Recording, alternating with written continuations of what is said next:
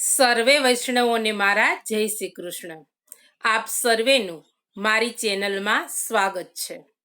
આજના સત્સંગમાં આપણે શ્રી મહાપ્રભુજીના 84 બેઠકજીના ચરિત્રમાંથી બેઠક ત્રીજી શ્રી સયા મંદિરજીના બેઠકજીનું ચરિત્ર સાંભળવાના છીએ. મારી ચેનલમાં જો કોઈ નવા હોય તો મારી ચેનલને સબસ્ક્રાઈબ કરજો અને આ વિડીયો લાઈક અને શેર કરજો, જેથી કરી અન્ય વૈષ્ણવો પણ સત્સંગનો લાભ લઈ શકે. આજના સત્સંગમાં સાંભળીએ બેઠક ત્રીજી શ્રી સયા મંદિરજીના બેઠકજીનું ચરિત્ર.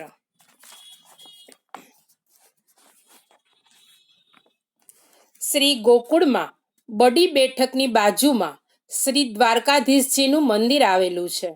તે સ્થાનમાં શ્રી મહાપ્રભુજી રાત્રિ નિવાસ કરતા હતા અને તે સ્થાનમાં આજે આપ શ્રીના શ્રી સયા મંદિરના બેઠકજી આવેલા છે. તે બેઠકજી શ્રી દ્વારકાધીશજીના મંદિરમાં છે.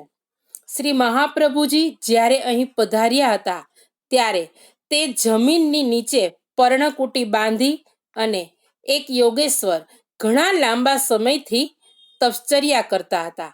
શ્રી મહાપ્રભુજીને ત્યાં પધરેલા જાણી આ યોગેશ્વર શ્રી મહાપ્રભુજીના દર્શન કરવા આવ્યા.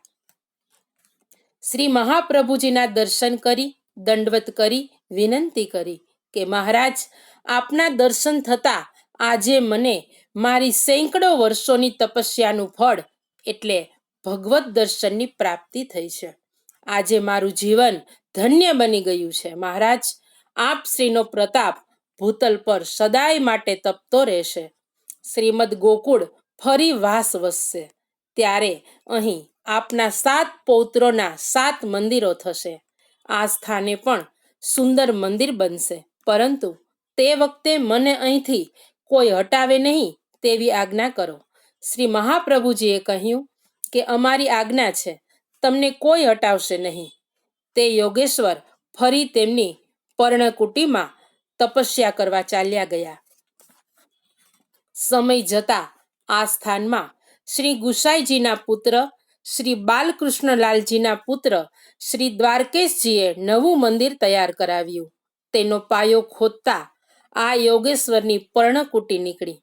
શ્રી દ્વારકેશજીએ તેમને ત્યાંથી ખસી જવા કહ્યું. યોગેશ્વરે કહ્યું, મને શ્રી મહાપ્રભુજીએ વચન આપ્યું છે કે તમને અહીંથી કોઈ હટાવશે નહીં. છતાં શ્રી દ્વારકેશજી ન માન્યા. ત્યારે યોગેશ્વરની પર્ણકુટી જમીનમાં 16 હાથ નીચે ઉતરી ગઈ.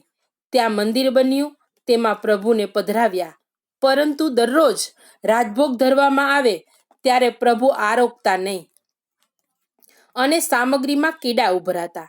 શ્રી દ્વારકેશજીએ શ્રી ગુસાઈજીના ચતુર્થ કુમાર શ્રી ગોકુળનાથજીને આ પ્રસંગ કહ્યો. ત્યારે શ્રી ગોકુળનાથજીએ આજ્ઞા કરી કે તમે ભગવત ભક્તનો અપરાધ કર્યો છે અને શ્રી મહાપ્રભુજીની આજ્ઞાનું ઉલ્લંઘન કર્યું છે. તેથી શ્રી ઠાકોરજી તમારા ઉપર અપ્રસન્ન છે. તમારી સામગ્રી આરોગતા નથી.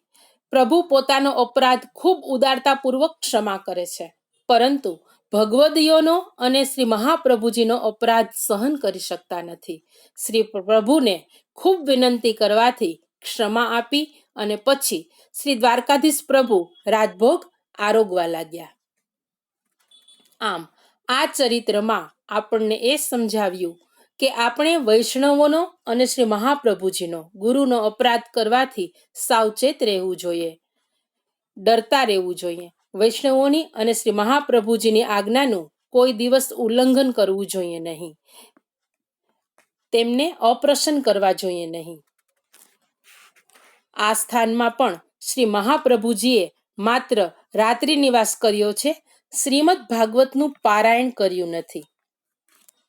શ્રી સયા મંદિરના બેઠકજીમાં બિરાજતા શ્રી વલ્લભને આપણા સૌના પૂર્ણ પ્રેમે વંદન પહોંચે. આજનો સત્સંગ અહીં પૂર્ણ કરીએ છીએ. સર્વે વૈષ્ણવોને મારા જય શ્રી કૃષ્ણ. શ્રી વલ્લભાધીશ કી જય.